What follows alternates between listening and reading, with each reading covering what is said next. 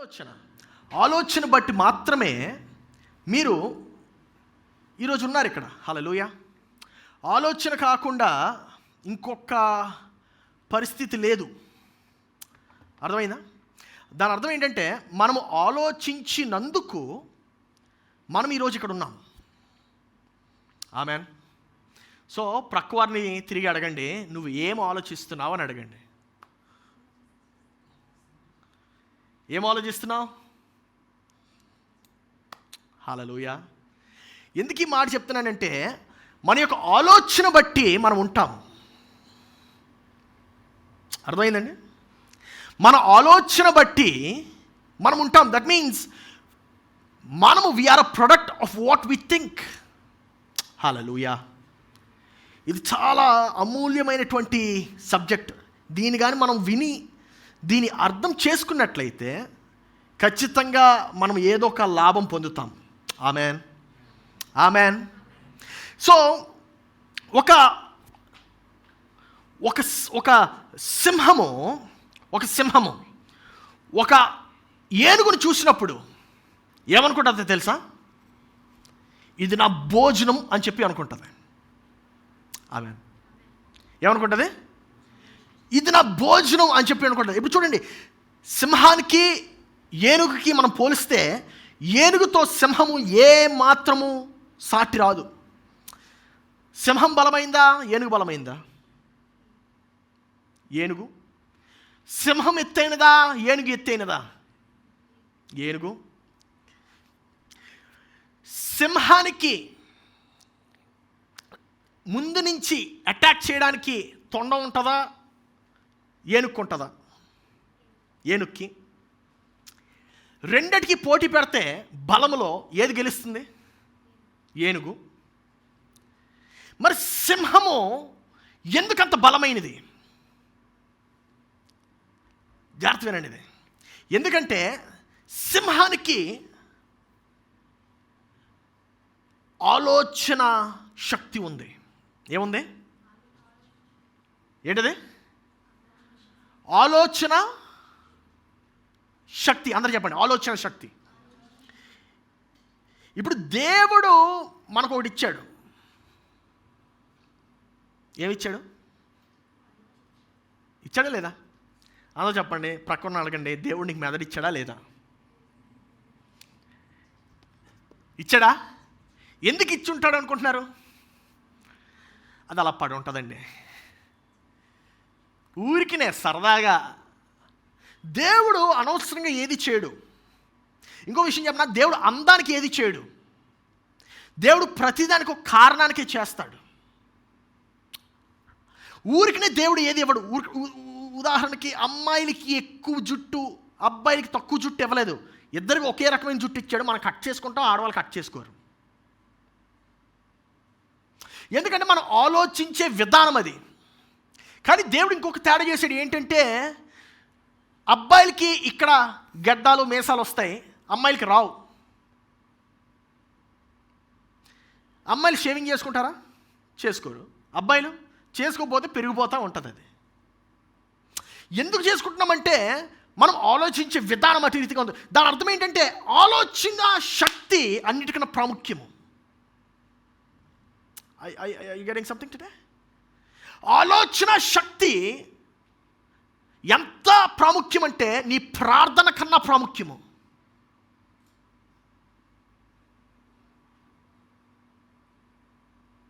ఆమె చెప్పండి. హల్లెలూయా. ఆలోచన శక్తి నీ యొక్క బైబిల్ చదవడం కన్నా ప్రాముఖ్యము. ఎందుకని చెప్తున్నానంటే నువ్వు బైబిల్ చదివింది నువ్వు ఆలోచించకపోతే ఏ లాభం? నువ్వు ఎట్టి రీతిగా ప్రార్థన చేయాలో నువ్వు ఆలోచించకపోతే ఏ లాభం? I able to understand something? అర్థమవుతుందండి? సింహానికి ఏనుగుకి పోటీ పెడితే సింహమే గెలుస్తుంది. ఎందుకంటే అది చూసిన వెంటనే అది దాడికి సిద్ధమవుతుంది. ఏంటది? చూసిన వెంటనే దాడికి సిద్ధమవుతుంది. దాని అర్థం అది వెళ్ళటమే దాడి చేయడానికి వెళ్తుంది. నేను అడిగే ఒకే ఒక ప్రశ్న ఏంటంటే, నువ్వు కష్టాన్ని చూసి ఏమనుకుంటున్నావు? కష్టాన్ని చూసి అది నీ యొక్క భోజనం అని చెప్పి అనుకుంటున్నావా, నీ శత్రువు అనుకుంటున్నావా? నీ శత్రువు అనుకుంటే నువ్వు భయపడతావు, నీ భోజనం అనుకుంటే దాన్ని తినేస్తావు. ఇక్కడ వ్యత్యాసం ఏంటంటే వైఖరి. ఏంటది? ఏం వ్యత్యాసం? వైఖరి. దాని అర్థం ఏంటంటే నీ డిగ్రీజు నీ యొక్క మేధస్సుకి సంబంధం లేదు. అందుకే ఈరోజు కూడా MBA చదువుకున్నటువంటి గొప్ప గొప్ప మేధావులు కూడా పనికిరానటువంటి పనులు చేస్తున్నారు. హల్లెలూయా. నువ్వు వాడుతున్నావే యాపిల్ ఐఫోను, అది స్టార్ట్ చేసి అది నువ్వు అది కనిపెట్టిన వాడు ఒక స్కూల్ డ్రాప్ అవుట్.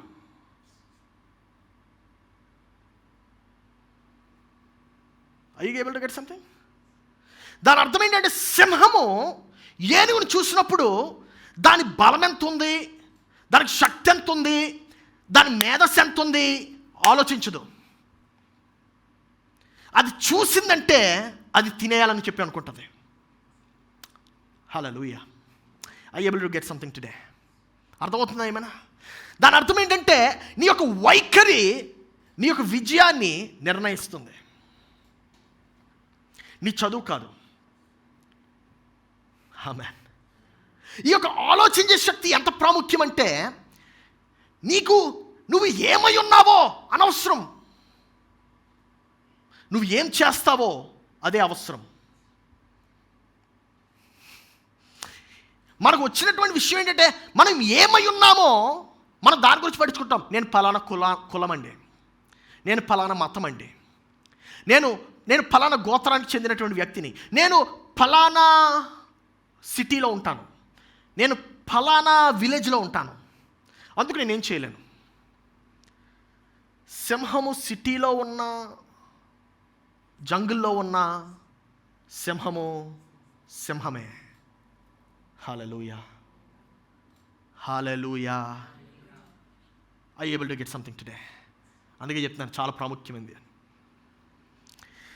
సింహము ఏనుగుని చూసి భయపడదు, ఏనుగు సింహాన్ని చూసి భయపడుతుంది.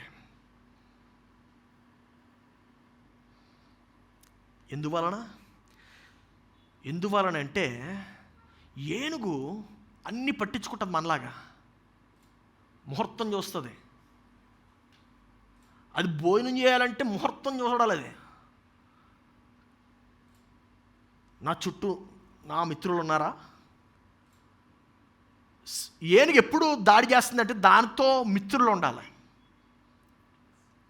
సింహానికి అవసరం లేదు. అందుకే ఒక సెయింగ్ ఉంటుంది కదా, ఈ మధ్యన ఎక్కువ సినిమాలో వాడుతున్నారు, సింహం సింగిల్గా వస్తుందని. అది చాలా నిజం. సింహానికి దానికి తోడు ఎవరున్నారా అవసరం లేదు. అది ఏమనుకుంటుంది అంటే నేను సరిపోతాను అనుకుంటుంది. హల్లెలూయా. మనతో వచ్చిన సమస్య ఏంటంటే నువ్వు సరిపోతావని చెప్పి అనుకోవు. నేను అందుకే చాలాసార్లు చెప్తా ఉంటాను, మా వర్షిప్ టీమ్కి ఇప్పుడు వరకు నేను తరిపిదిస్తున్నటువంటి వారికి ఏమనంటే, నువ్వు లేకపోయినా సరే నేను ఒక్కడిని చేసుకుంటాను, ఎవడు అవసరం లేదు. ఇక్కడ నువ్వు ఉన్నది నాకు సహాయం చేయడానికి కాదు, నీకు నువ్వు సహాయం చేసుకోవడానికి. అరే ఏంటి పాస్టర్ గారు ఎలా మాట్లాడుతున్నారు? అదే జీవితం. హల్లెలూయా. నీకు నువ్వు సరిపోతావు, నీకు నీ భర్త అవసరం లేదు. కొంతమంది ఎందుకు పెళ్లి చేసుకుంటారంటే ఇంట్లో వంట వండుకోవడం చేత కాదట. ఎవరో దిక్కుమాలినోడా, నువ్వు ఇంట్లో వంట వండుకోవడం, నిన్ను నువ్వు చూసుకోవడం సరిపోతే నువ్వు చేత కాని వాడివి, నువ్వు పెళ్ళి చేసుకోకూడదు అసలు. కొంతమంది వాడు ఒంటరిగా ఉండలేడు, అందుకు పెళ్లి చేసుకోవాలనుకుంటాడు. నీతో నువ్వే బ్రతకలేకపోతే నీతో ఇంకొక మనిషి ఎలా బ్రతుకుతుంది?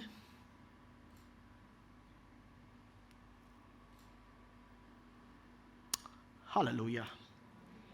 నువ్వు ఇంకొక మనిషికి బరువుగా ఉండకూడదు. ఇంకొక మనిషిని ఎప్పుడు పెళ్లి చేసుకోవాలంటే నీ సంపదను ఎక్కువైపోయి నిన్ను నువ్వు చూసుకోవడం కాకుండా ఇంకొక మనిషిని కూడా చూసుకోగలవన్నప్పుడు పెళ్లి చేసుకోవాలి. ఆమేన్. సింహము ముందు ఏముందో పట్టించుకోదు. దాని ముందు ఎంత పెద్ద శత్రువు ఉన్నాడో పట్టించుకోడు. అది చూస్తే అది లంచం చెప్పు అనుకుంటుంది అంతే. నువ్వేమనుకుంటున్నావు? నీ యొక్క శ్రమలు చూసి, నీ కష్టాలు చూసి ఏమనుకుంటున్నావు? నువ్వు దాన్ని అధిగమిస్తే దాన్ని అధిగమించినటువంటి వాడు అవుతావు. దాన్ని అధిగమించకపోతే అది నిన్ను అధిగమించేటువంటి ప్రక్రియ అక్కడ జరుగుతుంది. సో నువ్వు నీ గురించి ఏమని నమ్ముతున్నావో అదే నువ్వు. నువ్వు నీ గురించి ఏమనుకుంటున్నావు? సింహము దాని గురించి ఎప్పుడు అది ఎలుగుబంటి అనుకోదు. దాని గురించి అది సింహం అని కూడా అనుకోదు. అది అనుకునేదల్లా నేను దేనినే జయించగలను అంటది. దేవుడు రెండు అట్లతో పోల్చుకున్నాడు. ఒకటి గ్రద్ద, పక్షిరాజు, రెండవది సింహము, యూదా గోత్రపు సింహము. హల్లెలూయా. ఎందుకు అనుకుంటున్నారు? ఈ రెండాటికే వేరే వాటికి లేనటువంటి వైఖరి ఉంది. సింహము ఎప్పుడు కూడా ఎలుగుబంటిని చూసి, ఏనుగును చూసి, జిరాఫ్ని చూసి భయపడదు. As a matter of fact, సింహానికి వేరే జంతువులు చూస్తే తక్కిన జంతువులే ఏదో ఒక ఆర్ట్లో ఏదో ఒక స్కిల్ ఉంటుంది. సింహానికి ఏం లేదు. సింహానికి ఉన్న ఒకే ఒక స్కిల్ ఏంటంటే ఏదో వచ్చినా జయిస్తుంది అని నమ్ముతుంది. నువ్వేం నమ్ముతున్నావు నీ గురించి ఈరోజు? ఏం నమ్ముతున్నావు ఈరోజు నీ గురించి? ప్రశ్నించుకో. నిన్ను నువ్వు ప్రశ్నించుకో. ఏమని నమ్ముతున్నావు నీ గురించి? What are you thinking about yourself? What you believe about yourself? ఓ విషయం చెప్తాను, గుర్తుపెట్టుకోండి. నీ వైఖరిని దాటి నువ్వు జీవించలేవు.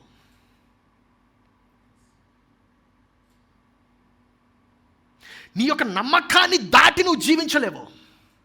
ఈరోజు నేను చెప్తున్నాను, నీ యొక్క నమ్మకాన్ని నువ్వు జయించకపోతే, నీ యొక్క పిరికితనాన్ని నువ్వు జయించకపోతే, నువ్వు ఎక్కడైతే మొదలయ్యావో అక్కడే ఉండిపోతావు.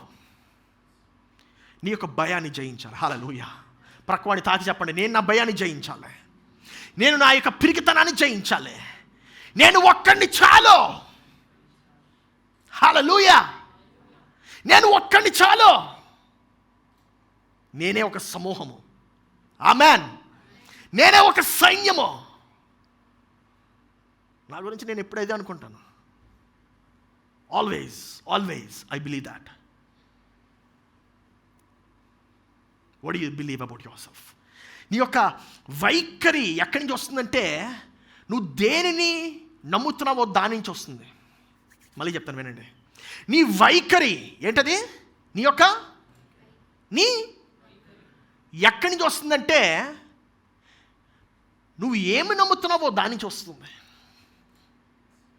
ఏం నమ్ముతున్నావు ఈరోజు నువ్వు? యేసు ప్రభు ఈ యొక్క ఆలోచనల గురించి మాట్లాడాడు చాలాసార్లు. ఒక 2 ఉదాహరణలు చూపిస్తాను. మత్తయి సువార్త 9వ అధ్యాయం 4వ వచనం చదవండి. మత్తయి సువార్త 9:4. యేసు వారి తలంపులు గ్రహించి మీరు ఎందుకు మీ హృదయములలో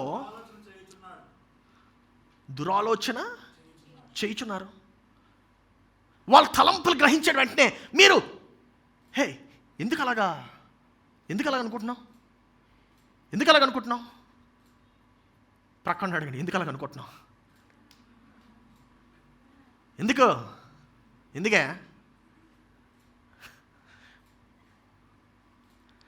తెలీదు, ఆటోమేటిక్గా నేర్చుకుంటాం అలాగా. ఎవడైనా వచ్చి బెదిరిస్తే అమ్మ బాబాయ్, ఎవడైనా వచ్చి ఏమైనా మాట్లాడు, ఇయ్య బాబాయ్ ఎలాగ ఇప్పుడు? సార్, అన్నా నమస్తానా, అన్నా నీ కాలు ముక్తానా, వెళ్ళిపోనా ప్లీజ్ అన్నా, ఏమన్నద్దన్నా? అరే ఆడుకున్నాయి 2 కాళ్ళు 2 చేతులే, నీకున్నాయి 2 కాళ్ళు 2 చేతులు. తెలుసా నీకు విషయం? ఆడు కొట్టిన దెబ్బ, నువ్వు కొట్టిన దెబ్బ. తెలుసా నీకు విషయం? నేను ఇక్కడ ఫిజికల్ గురించి మాట్లాడట్లే. అది గ్రహించండి. I'm talking about the mental state. తెలుసా నీకు? యేసే చాలా చాలా పట్టింపుతో ఉన్నాడు ఆలోచన బట్టి. ఇంకొక ఉదాహరణ చూడండి. మార్కు సువార్త 2వ అధ్యాయము 8వ వచనము. వారు తమలో తాము ఇలాగున ఆలోచించుకున్నట యేసు వెంటనే తన ఆత్మలో తెలుసుకొని, మీరు ఇలాంటి సంగతులు మీ హృదయములలో, మీరు ఇలాంటి సంగతులు మీ హృదయములో ఎందుకు ఆలోచిస్తున్నావు? ఎందుకువే? నాకేం రాదన్నా, నాకేం రాదు, నాకు ఇంతే ఇంతే ఇంతే ఇంతే అంతే, నువ్వు అంతే. ఎందుకు నువ్వు అనుకుంటున్నావు నేను ఇంతే, నేను ఇంతే, అందుకే నువ్వు అంతే. యేసయ్య అన్నాడు, ఎందుకు అలాగ ఆలోచిస్తున్నావు? ఎందుకు అలాగ? యేసయ్య అద్భుత కార్యములు ఎందుకు చేశాడో తెలుసా? ఒకసారి జాగ్రత్తగా గమనించండి. యాక్చువల్గా ఆ రిఫరెన్సెస్ అన్ని తీసి చూపిస్తాను మీకు ఒకరోజు. యేసయ్య అద్భుత కార్యాలు చేసిన ప్రతిసారి మనుష్య కుమారుడు మనుష్య కుమారుడు మనుష్య కుమారుడు మనుష్య కుమారుడు అని ఉంటుంది, దేవుని కుమారుడు అని ఉండదు. దాని అర్థం ఏంటంటే మనిషి కుమారుడు అద్భుతాలు చేయగలడు భూమిలో.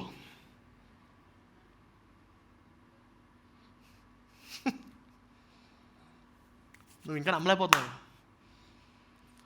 As a matter of fact, because you have the body, you can do whatever you want on earth. నా ప్రియ సహోదరి సహోదరుడా, యేసుక్రీస్తు ప్రతిసారి ప్రశ్నిస్తున్నాడు, ఎందుకు అలా ఆలోచిస్తున్నారు? తన యొక్క శిష్యులతో అదే అడిగాడు, ఎందుకు అలా ఆలోచిస్తున్నావు? పరిశీలన కలిసినప్పుడు ఎందుకు అలా ఆలోచిస్తున్నారు? ఎందుకు అలా ఆలోచిస్తున్నారు? ఎందుకు అవ్వదని అనుకుంటున్నావు? ఇప్పుడు అవ్వకపోవడానికి ఎంతైతే అవకాశం ఉందో అవ్వటానికి కూడా అంతే అవకాశం ఉంటుంది కదా. As a matter of fact అవ్వటానికి ఇంకా ఎక్కువ అవకాశం ఉంటుంది కదా. ఎందుకు? దేవుడు అలా రూపించాడు నిన్ను. హల్లెలూయా. నా ప్రియ సహోదరి సహోదరుడా, నువ్వు మనుషుల మీద ఎక్కువ ఆధారపడితే మనుషుల మీద ఆధారపడతావు. నేను సర్వోన్నతుడు ఎంత శక్తివంతంగా తయారు చేశారో ఒకసారి నువ్వు నమ్మాలి. బైబిల్ క్లియర్గా చెప్తుంది, తన పోలిక చెప్పున తన స్వరూప్యం ఇచ్చి నేను చేశాడు. ఇంకేం కావాలి నీకు? శూన్యం నుండి భూమిని తయారు చేశాడు దేవుడు. చీకటి నుంచి వెలుగు సపరేట్ చేశాడు. దాని అర్థమేంటి? నువ్వు అది చేయగలవు.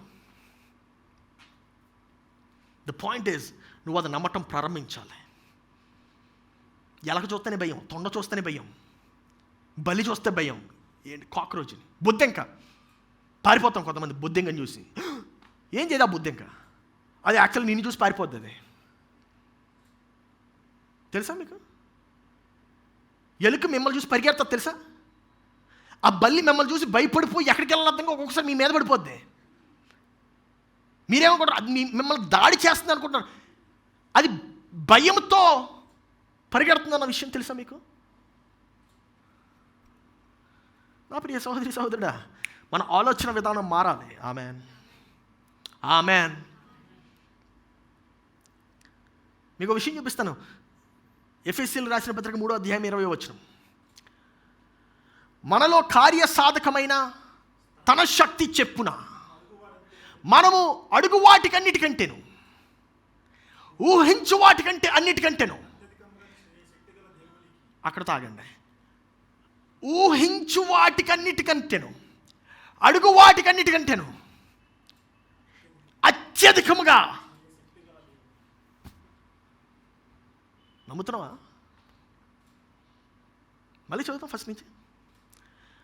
మనలో కార్య సాధకం అంటే ఏంటి? చాలా పెద్ద పదం అయిపోయింది ఇప్పుడు. తెలుగు నేర్చుకోవట్లేదు ఇప్పుడు, మనంతా తమిళ ఇంగ్లీష్ అయిపోయింది ఇప్పుడు. కార్య సాధకమైన అంటే ఏంటి? నీలో కార్యం చేయగలవాడు.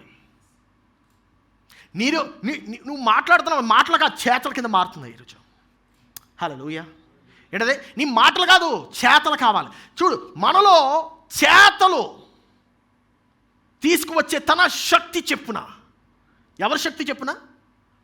దేవుని శక్తి చెప్పున. ఇప్పుడు నీలో పనిచేస్తుంది నీ శక్తి, దేవుని శక్తి? దేవుని శక్తి. అది విషయం మీరు గమనించాలి. నువ్వు నీ శక్తి అనుకుంటున్నావు, అందుకే నువ్వు పని చేయలేకపోతున్నావు. నీ శక్తి కాదు, దేవుని శక్తి నీలో ఉంది. హల్లెలూయా. హల్లెలూయా. దేవుని శక్తి నీలో ఉంది కాబట్టి చూడండి, చదవండి ఇది. మనలో కార్యసాధకమైన తన శక్తి చొప్పున మనము అడుగు వాటి కంటెను, ఊహించు వాటి కంటెను అత్యధికముగా. హల్లెలూయా.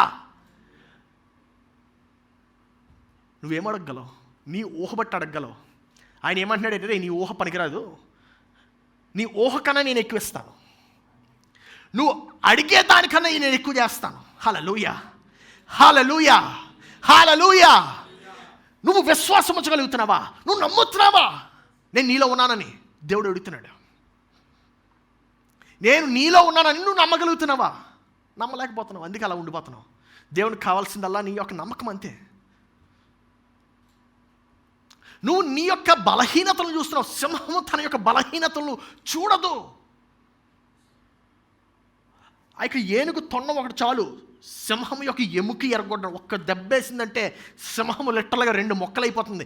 అంత బలము ఏనుగు తొండంలో ఉంది. కానీ ఏనుగు చూసి, సింహాన్ని చూసి ఏనుగు భయపడుతుంది. సింహం ఏనుగుని చూసి దొరికిందరా నా భోజనం అంటది. నీ వైఖరి ఎలా ఉంది? ఎలా ఉంది? నువ్వు నీ గురించి ఏమనుకుంటున్నావు? ఏమనుకుంటున్నావు నీ గురించి? అసలు ఏమైనా అనుకుంటున్నావా? అనుకుంటున్నానండి బోల్డ్, కానీ అవన్నీ నిజం కాదు, అందుకే అలా ఉండిపోతున్నావు. ఒకరోజు అనుకుంటే సరిపోదు, రోజు అలాగే అనుకోవాలి. హల్లెలూయా. రోజు అలాగే అనుకోవాలి. సింహం ఒక్కరోజు నేను సింహం అనుకోదు, రోజు అది పడుకున్నప్పుడు కూడా సింహమే. హల్లెలూయా. అది కనే కలలు కూడా సింహము వంటి కలలు కంటది, పిల్లిలా కనదు.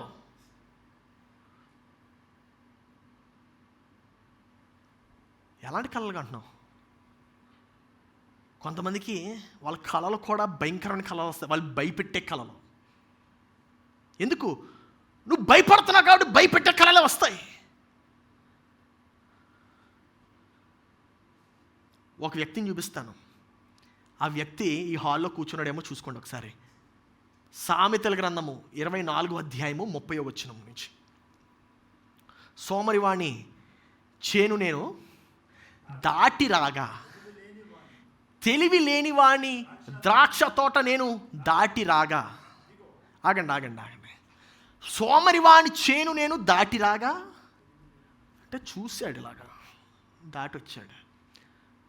తెలివి లేనటువంటి వాడి ద్రాక్ష తోట దాటి వచ్చాడు. దాని లోపల నుంచి వచ్చాడో పక్క నుంచి వచ్చాడు, మొత్తం దాటితో వచ్చాడు. దాని అర్థం చూసి వచ్చాడు. చదవండి. ఇదిగో దాని అందంతట ముళ్ళ తుప్పలు బలిసి ఉండెను. ఆగండి. ముళ్ళ తుప్పలు ఏమన్నాయి? బలిసి. అంటే ముళ్ళ తుప్పలు చిన్న చిన్నగా లేవు, గులాబీకి ఉంటాయి చూడండి ముళ్ళు, అలా లేవు. బాగా బలిసిపోయి ఎక్కడ పడితే అక్కడంతా ఆ తోటంతా కూడా ముళ్ళు, ఆ తోటంతా కూడా ముళ్ళ పొదలు. అంటే ముళ్ళ పొదలు ఉంటే నడవగలవా? ముళ్ళ పొదలు గుచ్చుకుంటాయా? దరిద్రంగా ఉంటాయి, బలిసిపోయి ముళ్ళ పొదలన్నీ. నీట్గా ఉంటాయి. అసలు ముళ్ళ పొదలకి ఏమైనా ఆకులు కానీ పువ్వులు ఏమైనా వస్తాయా? అంటే ఆలోచించండి, ఎవరివి అలా ఉన్నాయి? సోమరివి, తెలివి లేని వానివి. అది నువ్వా అని అడగండి పక్కల్ని.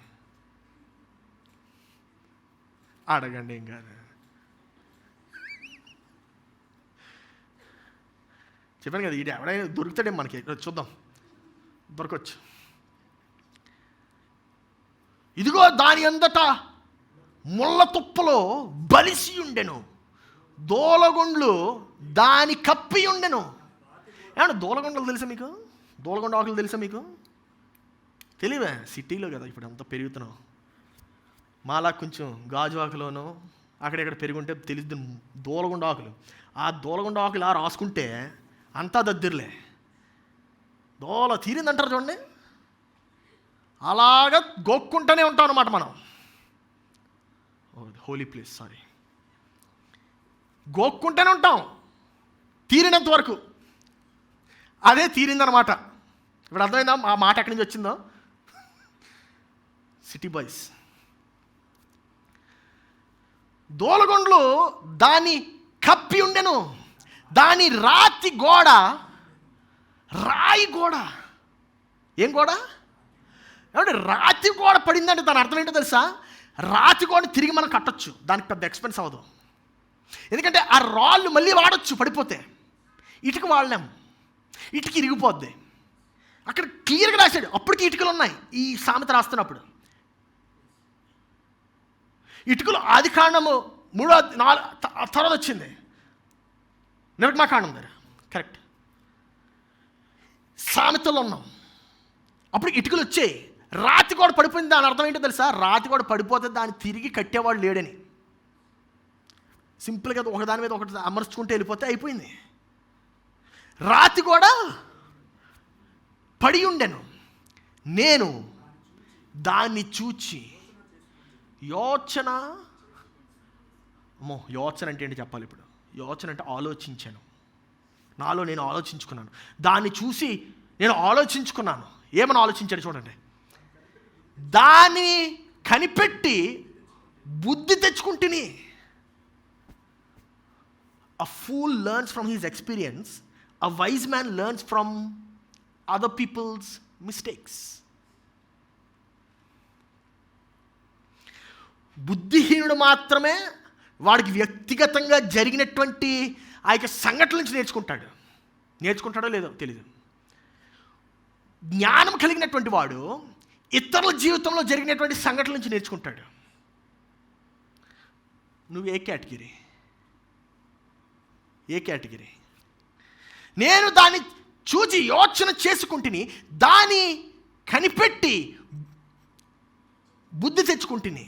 దాన్ని కనిపెట్టి, దాన్ని కనిపెట్టడం అంటే అబ్జర్వ్ చేయడం. దాన్ని చూసి నేను నేర్చుకోగలిగాను. దాన్ని చూశాను నేను. ఇలా చూసి వెళ్ళిపోవడం కాదు, అరే ఇక్కడ ముళ్ళు పదలు ఉన్నాయి అంటే ఏంటి, ఇది పని చేయలేదు, ఇక్కడ గోడ పడిపోయింది, అరే కనీసం గోడ కూడా కాపాడుకోలేడంటే దాని అర్థం ఏంటో తెలుసా? ఎవడొచ్చి వెళ్ళిపోయినా పర్లేదు, వీడికి ఎవడొచ్చి వెళ్ళిపోయినా పర్లేదు. నీ గోడ ఇరగబడిపోయిందా, కట్టుందా? నీ గోడ ఇరిగిపోయిందా? ఒకసారి ప్రశ్నించుకో. గోడ ఇరిగిపోయి ఉంటే దొంగలు వస్తారు. నేను దాన్ని చూసి యోచన చేసుకుంటుని, దాన్ని కనిపెట్టి బుద్ధి తెచ్చుకుంటుని. చదవండి. ఇంకా కొంచెము నిద్ర, ఇంకా కొంచెము కునుకుపాటు. ఏంటండి? పరుండుటకై ఇంకా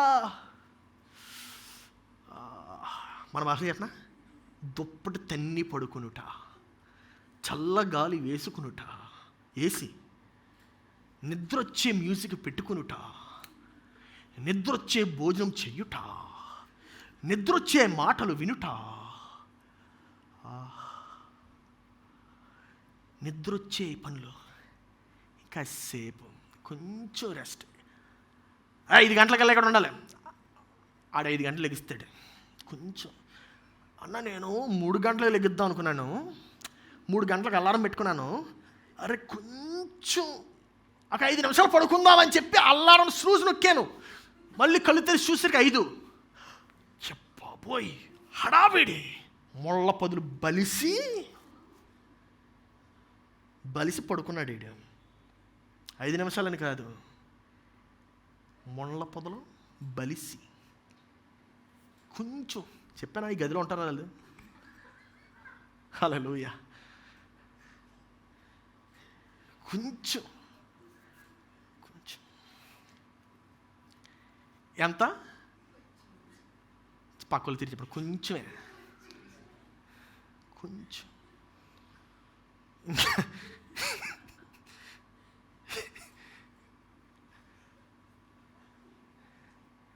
కొంచెం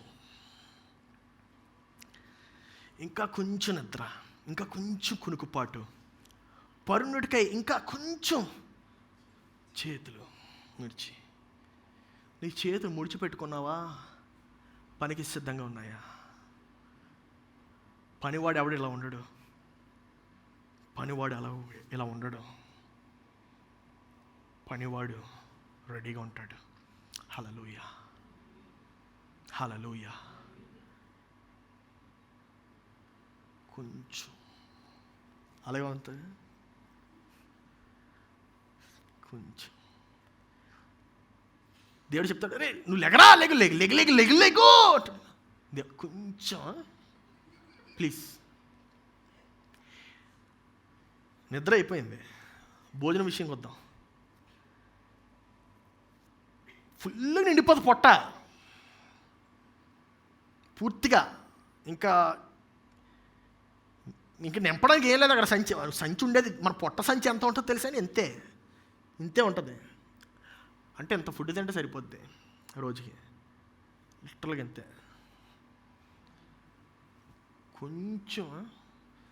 కొంచెం బిర్యానీ వేయండి, కొంచెం ఎక్కువద్దు, కొంచెం వేయండి, ఇంకొంచెం పర్లేదు.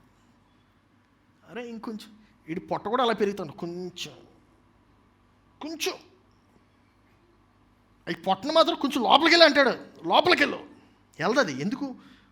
కొంచెం బిర్యానీ అని, కొంచెం సాంబార్, కొంచెం పెరుగన్నం తినండి అంటాడు కొంతమంది. అరే వీడు కొంచెం తాపడాడు, ఇంకా కొంచెం. అది చదవండి అక్కడ కరెక్ట్గా ఉంది చూడండి.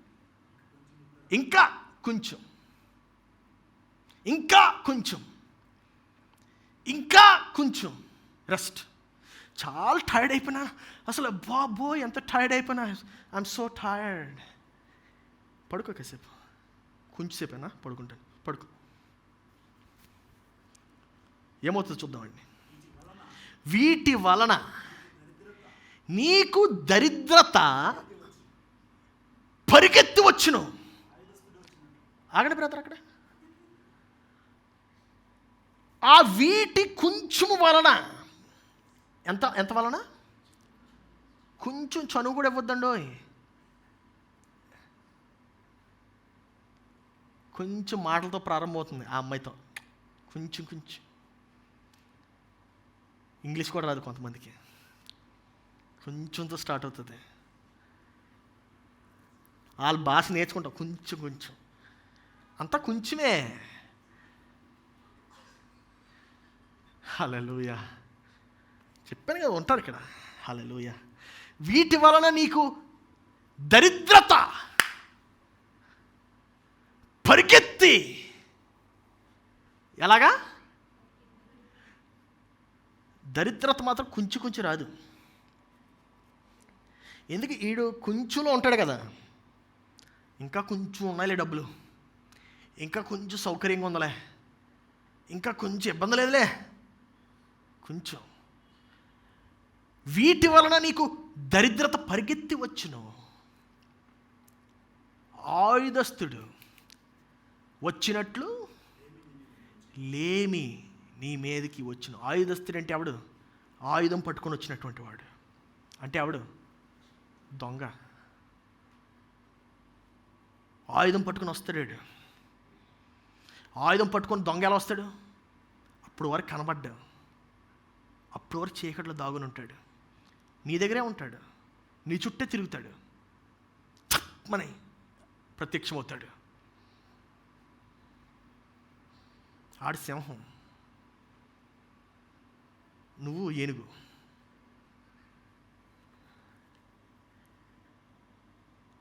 ఆడిని చూసి నువ్వు భయపడతావు. ఆడికన్నా బలమైనటువంటి వాడు నీవే, కానీ ఆడిని చూసి భయపడతావు. ఆడు నీ ఇంటికి వస్తాడు. దరిద్రత అలాగ వస్తుంది. అందుకే చెప్పా, నువ్వు ఏదైతే నువ్వని చెప్పి అనుకుంటున్నావో అదే నువ్వు.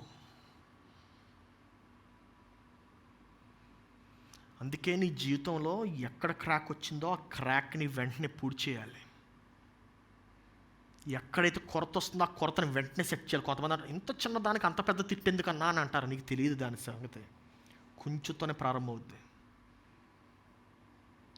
కొంచెం వద్దా కొంచెం.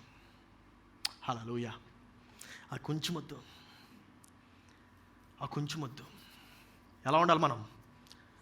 సింహాల వలె ఉండాలి. హల్లెలూయా.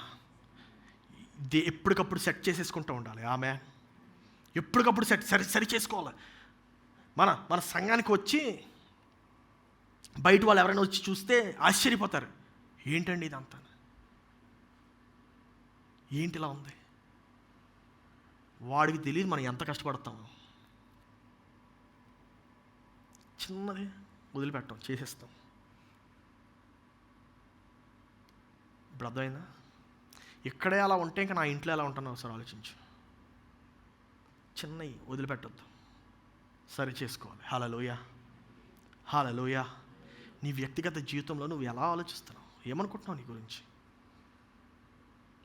కొంచెం కొంచెం కొంచెం అని చెప్పి దరిద్రం వస్తుందంట. కొంతమంది జీవితంలోకి ఆ దరిద్రం ఆల్రెడీ వచ్చేసింది. కొంతమంది ఆ దరిద్రంతో బ్రతకడం అలవాటైపోయింది మనకి. ఇంకా దరిద్రంతో బ్రతికి ఇంకా అలవాటైపోతే వాడు ఎందుకు మారుస్తాము? ఎలా మారుస్తాం? మార్చలేమే.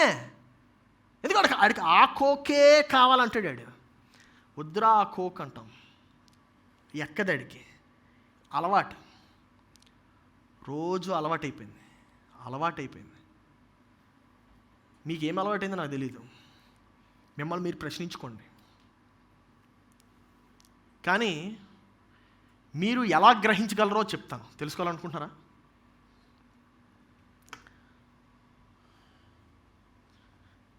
నేను గాజువాకలో ఉండేవాడిని. గాజువాక నుంచి హైదరాబాద్ వచ్చి అమెరికా వెళ్ళా.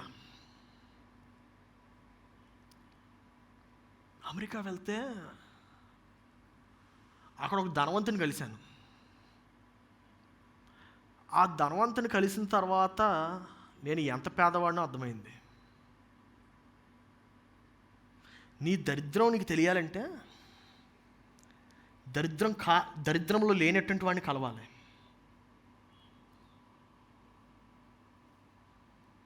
హల్లెలూయా.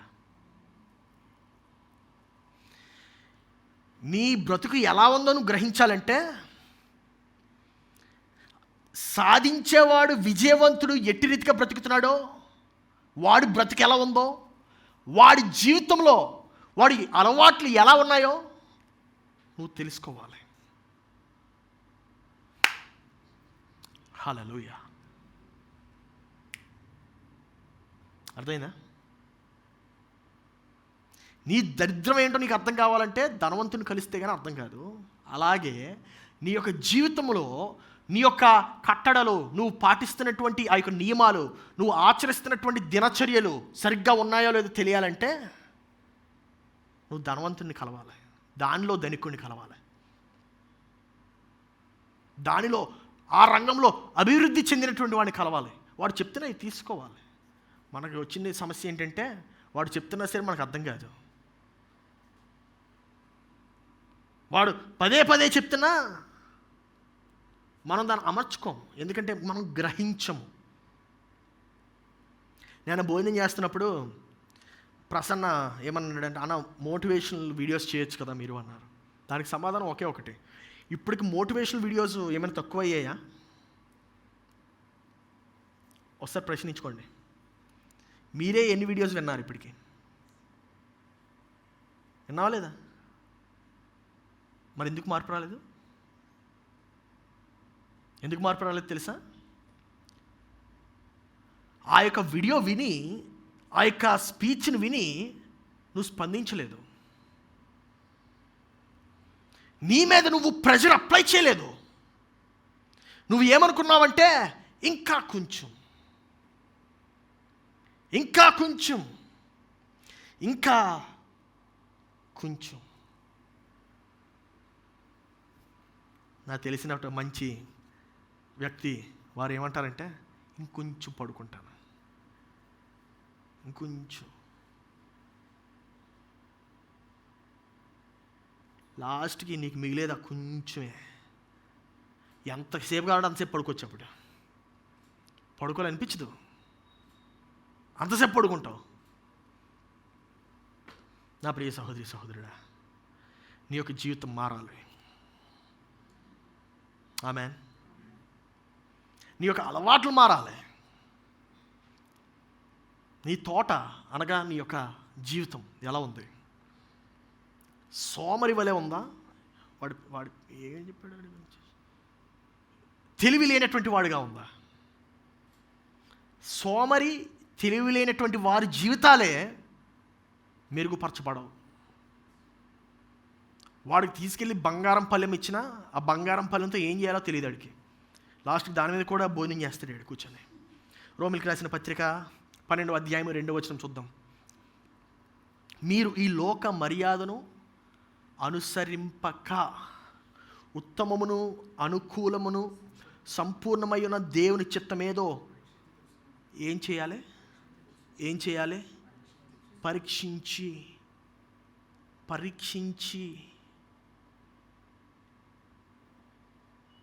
నీకు నువ్వే పరీక్షించాలి. ప్రక్కడి పరీక్ష నీకు సెట్ అవ్వదు. నీ పరీక్ష నీదే. హల్లెలూయా. పరీక్షించి తెలుసుకున్నట్లు మీ మనస్సు ఏం మారాలండి? చెప్పండి. ఏం మారాలి? మళ్ళీ చెప్పండి. ఏం మారాలి? అందరూ చెప్పండి. నా మనస్సు నేను మార్చుకోవడానికి నేను సిద్ధంగా ఉన్నాను. హల్లెలూయా. విషయం ఏంటంటే నీ మనస్సుని నువ్వు మార్చాలి. నీ మనసుని నువ్వే మార్చుకోవాలి. ఎవడేం స్పీచ్ ఇచ్చినా పనికిరాదు. మోటివేషనల్ వీడియోల వల్ల మారిపోతున్నట్లయితే నీ బ్రతికెందుకు మారలేదు? అవి ఉన్నా లేకపోయినా తెలివైనటువంటి వాడు, క్రమశిక్షణ కలిగినటువంటి వాడు జీవితాన్ని ఇప్పటి వరకు ఎలా మార్చుకుంటా వచ్చాడు? ఎలా వచ్చాడు? మనకు అప్పుడు 20 సంవత్సరాల క్రితం యూట్యూబ్లు లేవే, 30 సంవత్సరాల క్రితంలో లేవే. అప్పుడు యాపిల్ వాడు ఎలా కనిపెట్టాడు? ఐప్యాడ్ని ఎలా కనిపెట్టాడు? మైక్రోసాఫ్ట్ వాడు కంప్యూటర్ని ఎలా కనిపెట్టాడు?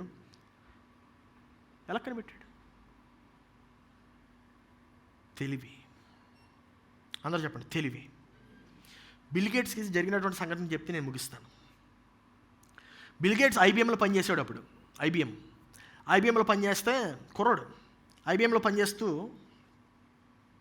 ఐబిఎంలో ఏదో లోటుపాట్లు ఉన్నాయి, అది బిల్ గేట్స్ గ్రహించాడు. బిల్ గేట్స్ గ్రహించి, మీలో ఈ కంప్యూటర్లో ఈ లోటుపాట్లు ఉన్నాయండి మన ఆర్గనైజేషన్లో, వాటిని మనం మార్చుకుంటే, రెక్టిఫై చేస్తే మనం ఇంకా బెటర్గా అవుతామన్నారు. ఐబిఎంలో ఆయన తిట్టకుండా లాస్ట్కి ఏం చేశారో తెలుసా? ఆయన పీకి పడేశారు ఐబిఎం నుంచి. అప్పుడు మన కుర్రాడు బిల్ ఆయన ఏం చేశాడంటే వచ్చాడు, గరాజ్కి వెళ్ళాడు, కంప్యూటర్ తయారు చేయడం స్టార్ట్ చేశాడు. కంప్యూటర్ తయారు చేయడం స్టార్ట్ చేశాడు. ఎందుకు చేశాడో తెలుసా? తను చేయగలనని చెప్పి నమ్మాడు. హల్లెలూయా. నువ్వు ఏం నమ్ముతున్నావు ఈరోజు? నీ మనస్సుని మారి నూతన మగుట వలన అప్పుడు రూపాంతరం పొందుతావు. నువ్వు ఎప్పుడు మార్చబడతావు? నీ మనసును మార్చుకుంటే మార్చబడతావు. నువ్వు మార్చబడాలి, నేను ఇంకా బెటర్ అవ్వాలి. మనసు మాత్రం అదే పరిస్థితిలో ఉంది, మారట్లే. ఎలా మార్చబడతావు? ఆఖరిగా దేవుడు మిమ్మల్ని ఎలా తయారు చేశాడో చూపించి ఈ యొక్క వర్తమానం ముగిస్తాను. దేవుడు మనకి ఏమి ఇచ్చాడో తెలుసుకోవాలందా? 2వ తిమోతికి రాసిన పత్రిక 1వ అధ్యాయము 7వ వచనం. 2వ తిమోతి 1:7. దేవుడు మనకు శక్తియు ప్రేమయు ఇంద్రియ నిగ్రహము గల ఆత్మనే. మళ్ళీ చదవండి. ఏ ఆత్మ? చూడండి, దేవుడు ఒకే ఒక ఆత్మ ఇచ్చాడట మనకి. అర్థమైనా? జాగ్రత్త వినండి. ఇది ఒకే ఒక ఆత్మ ఇచ్చాడు. ఎలాంటి ఆత్మ చూద్దాం. శక్తియు ప్రేమయు ఇంద్రియ నిగ్రహం. ఇంద్రియ నిగ్రహం అంటే ఏంటి? క్రమశిక్షణ కలిగినటువంటిది. ఇంద్రియ నిగ్రహం అంటే క్రమశిక్షణ అంటే అన్ని అదుపు చేసుకోగలిగింది. నీ యొక్క ఆశని అదుపు చేసుకోగలిగింది. నీ దగ్గర 10,000 రూపాయలు ఉంటే వెంటనే ఏదో కొనుక్కోవాలని చెప్పి అనుకుంటావు కదా, అలా కొనుక్కోకుండా దాన్ని దాచుకోరా. ఆ 10,000 1,00,000 చెయ్యి అని చెప్పే ఆత్మది. అటువంటి ఆత్మను మనకి ఇచ్చాడట. ఇక్కడ చూడండి, శక్తియు ప్రేమ ఇంద్రియ నిగ్రహము గల ఆత్మనే ఇచ్చను కానీ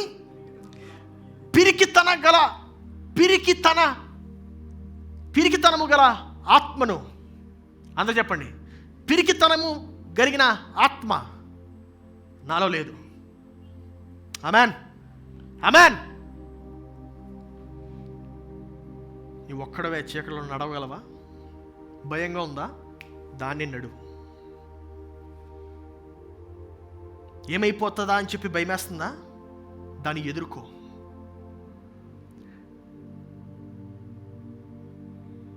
ఒకవేళ నా జీవితంలో అందరూ కోల్పోతే ఏమైపోతానని చెప్పి అనుకుంటున్నావా? అందరిని వదిలేసి ఎక్కడికి నేను వెళ్ళిపో. నీ యొక్క భయాలు నువ్వు ఎదుర్కోవాలి. హల్లెలూయా, హల్లెలూయా. నీ భయాల్ని నువ్వు ఎదుర్కోవాలి. నువ్వు భయాలని నువ్వు ఎదుర్కోకుండా ఏం సాధించలేవు. నీకు ఏదంటే భయం వేస్తుంది అది చేసే ముందు హల్లెలూయా.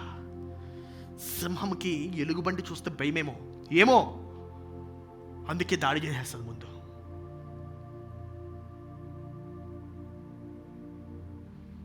దాన్ని జయించాలి. హల్లెలూయా, దాన్ని జయించాలి. సింహంలా చూడడం ప్రారంభించు. దేనినైనా నేను జయించగలను అని నమ్ము. ఆమేన్, ఆమేన్, ఆమేన్. సింహము ఎలాగ ఆలోచిస్తుందో అలాగ ఆలోచించడం ప్రారంభించు.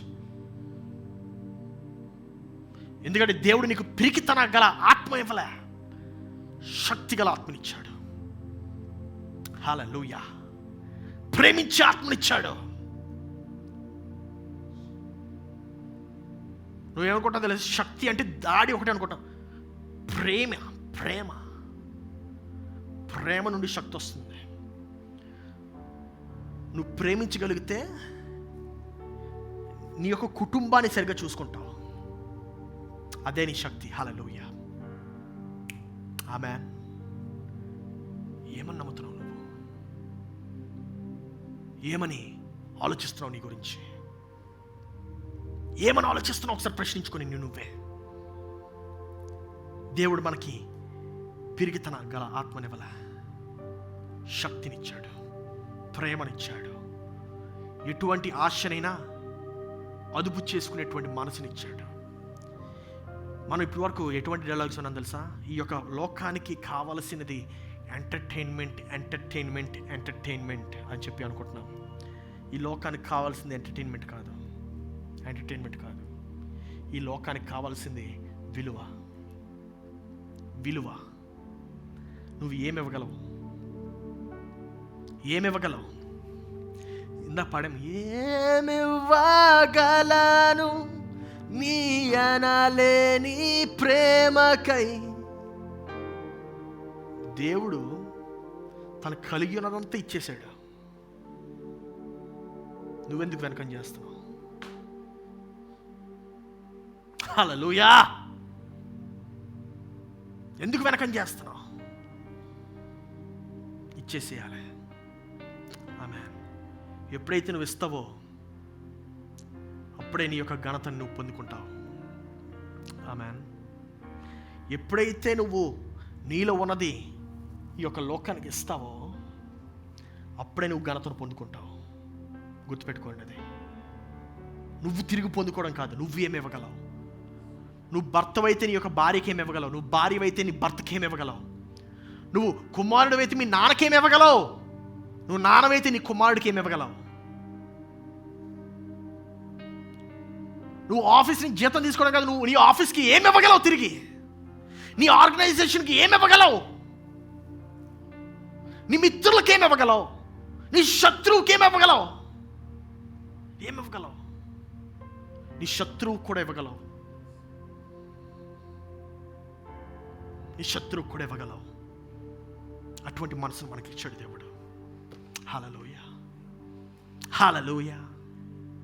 కళ్ళు మూసుకుందాం, ప్రార్థన చేద్దాం.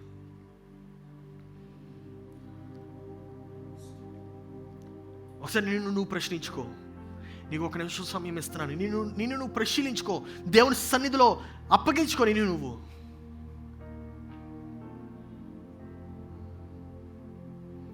నా జీవితంలో ఏముంది? పిరికితనం ఉందా? భయం ఉందా? ఆందోళన ఉందా?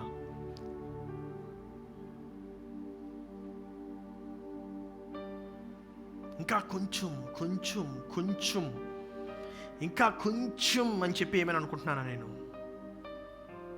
ఇంకా కాసేపు, ఇంకా కాసేపు, ఇంకా కాసేపు.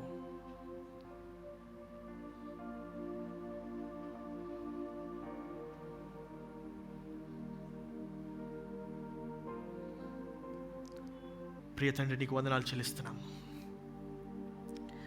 దేవ యొక్క వర్తమానం ద్వారా నీవు మాట్లాడినందుకు వందనాలు. మా యొక్క వైఖరిని, మా యొక్క ఆలోచన, మా యొక్క నమ్మకము, మా యొక్క వైఖరిని నిర్ధారిస్తుందని చెప్పినందుకు వందనాలు.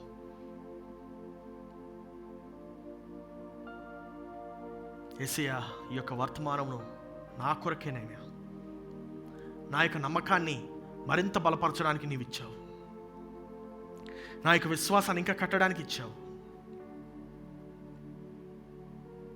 దేవా, నా నుండి పొంగి పొర్లొచ్చినటువంటి ఈ యొక్క వర్తమానం నైనా ఎవరైతే విని ఆశీర్వదింపబడుతున్నారో వారికి దీవెనకరంగా ఉండడానికి సహాయం చేయండి. వారిని ఇంకా ఇంకా బలపరచడానికి సహాయం చేయండి.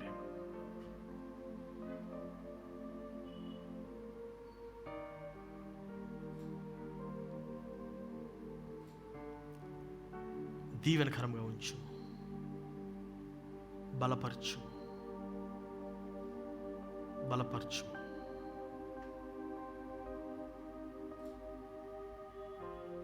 నీ యొక్క క్రమంను మాకు దయచేయము, నీ యొక్క ఉద్దేశ్యమును దయచేయము.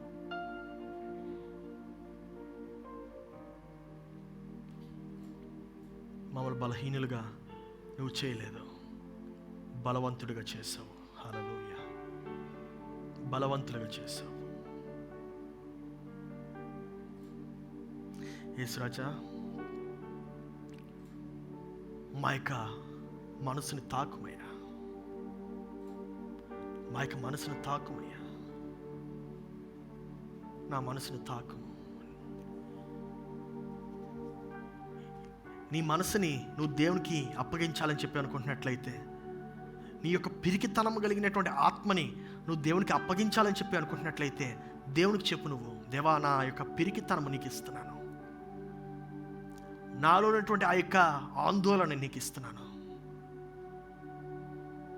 నన్ను ముట్టుము, తాకుము, కాల్చివేయము, బలవంతుడిగా తయారు చేయము, బలవంతుడిగా తయారు చేయము, బలవంతుడిగా తయారు చేయము. నువ్వు నన్ను బలవంతుడిగా తయారు చేసి ఉన్నావు. ఇక నేను భయపడను, ఇక నేను భయపడను. నా యొక్క కులము, నా యొక్క గోత్రము, నా యొక్క మతము అవి నావి కాదు, అవి నావి కాదు. నేను నీ వలే ఉన్నాను, అది మాత్రమే నిజం. నేను నీ పోలికలో ఉన్నాను, అది మాత్రమే నిజం. నా యొక్క భాష నన్ను కన్ఫైన్ చేయలేదు. నా యొక్క విధానము ఇప్పుడు వరకు నేను నేర్చుకున్నది ఒకవేళ నేను అడ్డేస్తున్నట్లయితే దాన్ని నాశనం చేయమయ్యా. నువ్వు నేర్పించే మాటల్ని నేను నేర్చుకోవడానికి సిద్ధంగా ఉన్నాను. నీ యొక్క మనస్సుని నేను గ్రహించడానికి సిద్ధంగా ఉన్నాను. బలవంతుడిగా నన్ను తయారు చేసినందుకు వందనాలు.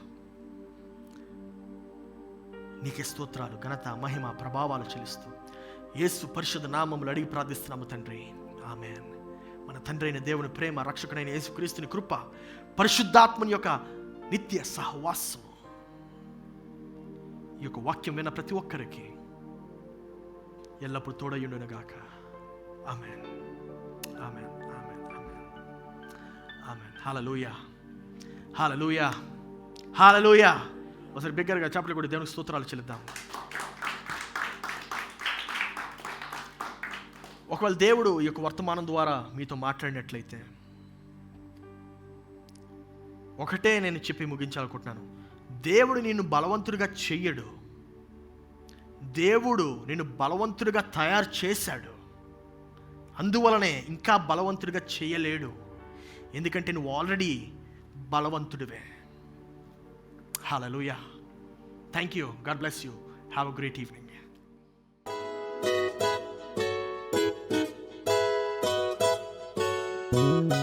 ఈ ఆరాధన మీకు ఆశీర్వాదకరంగా ఉందని నేను నమ్ముతున్నాను. ఇలాంటి మరెన్నో వీడియోస్, వాక్యాలు, పాటలు వినడానికి ఈ ఛానల్కి సబ్స్క్రైబ్ చేయండి. అలాగే బెల్ ఐకాన్ని క్లిక్ చేయండి సో దట్ మీకు నోటిఫికేషన్స్ వస్తుంటాయి. You can always follow us on Facebook and Instagram. Our Facebook and Instagram handles NLI777 and Ernest Mohanty. Thank you.